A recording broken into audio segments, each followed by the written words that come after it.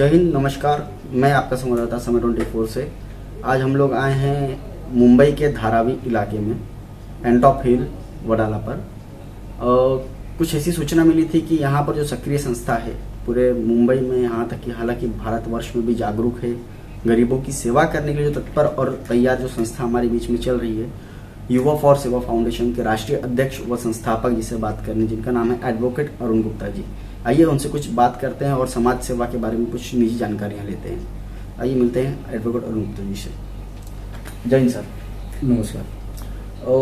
अरुण जी, आप यह बताइए कि आपकी जो संस्था है युवा फॉर सेवा फाउंडेशन काफ़ी इस समय चर्चे में है, तो इस वक्त तो उस चर्चे में रहने का राज क्या है? मतलब कौन से ऐसे कार्य हैं जो इस समय काफ़ी आपका नाम चल रहा है समाज में? कैसा है कि संस्था का जो स्थापना हुई थी वो कभी व्यक्ति विशेष करके नहीं हुई थी, और संस्था में अधिकतम अधिवक्ताओं का ही इसमें समावेश है, क्योंकि हमारा जो ध्येय था कि बहुत बार ऐसा देखा गया कि बहुत सारे कोर्ट केसेस पेंडिंग होते हैं, बहुत बार गरीबों को न्यायिक सेवा नहीं मिल पाती। महाराष्ट्र में स्टेट लीगल सर्विस अथॉरिटी है, बट उनके पास परस्पर पहुंचने का कोई चेनिंग सिस्टम माध्यम नहीं है।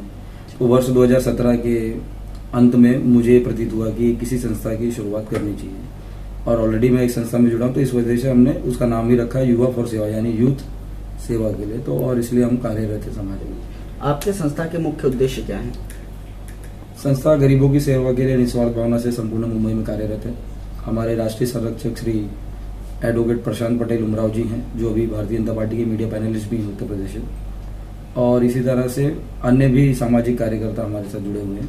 और जो हमारा ध्येय है कि गरीबों की सेवा, न्यायिक सेवा और फाइनेंशियली भी हम उनको मदद कर सके, क्योंकि इसमें बहुत सारे प्रोफेशनल लोगों का भी समावेश है जी। सीए भी हैं, डॉक्टर भी हैं और लॉयर्स भी हैं, जो अपनी एडवोकेसी के माध्यम से भी, कोर्ट के माध्यम से उनकी सेवा करते हैं। लेकिन और अन्य चीजों में भी, जैसे डॉक्टर लोग हैं, तो संस्था के माध्यम से जब उनका रिकमेंडेशन होता है तो बहुत ही कम शुल्क में भी उनका इलाज हो जाता है। तो मैं जानना चाहूँ, जो उमराव जी हैं, जो अभी Bharatiya Janata party media panel से जो लगे हैं, तो क्या आपकी संस्था भारतीय जनता पार्टी को सपोर्ट करती है?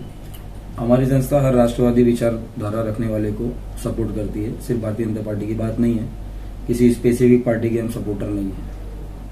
अपने आप संस्था के बारे में कुछ मुख्य उद्देश्य बताइए, जिनका भविष्य में कुछ एक ऐसे एम हो कि जैसे गरीबी हटाना हो, या फिर अन्य कोई ऐसी कोई विचारधारा।